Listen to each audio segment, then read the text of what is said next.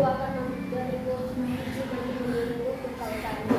6 tahun lagi aku akan kembali untuk memakanmu. Geram sang raksasa. Bos ini pun pulang dan menanam biji itu di halaman rumahnya.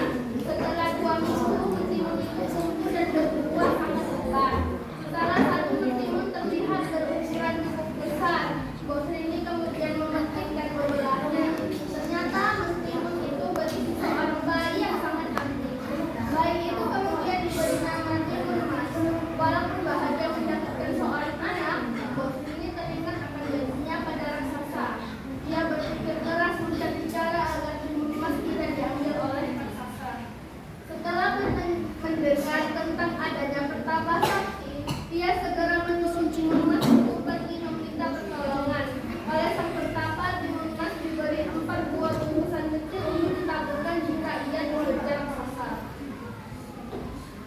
Timun Mas mendengar ada seorang pertapa sakti yang tinggal di ujung desa. Cobalah kamu menemui pertapa sakti untuk meminta pertolongan dari negara raksasa jahat. Ya, baik Bu. Kemudian pergilah Timun Mas menemui pertapa sakti itu.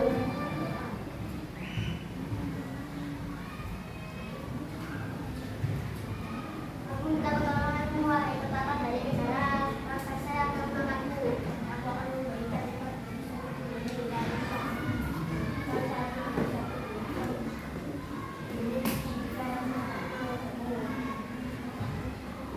Ketika saatnya tiba, raksasa datang menagih janji. Bos Rini pun mengulur waktu agar Timun Mas bisa kabur. Raksasa murka dan segera mengejar Timun Mas.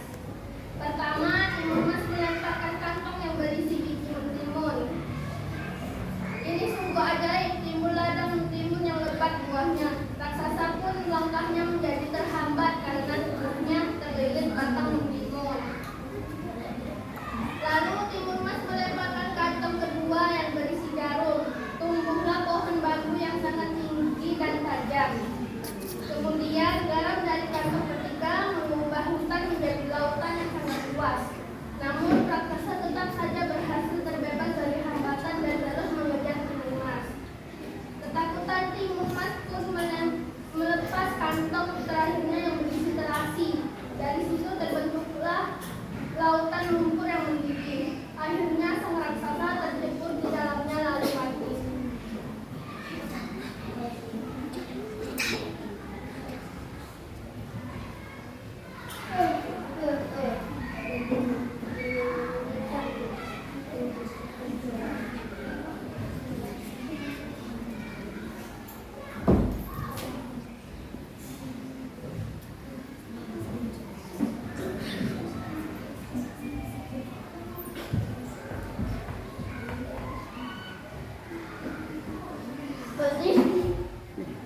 Bersinar kembali dengan senang.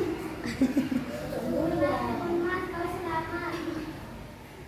Timun Mas kembali ke rumah Bos Rini dengan lega. Mereka pun kini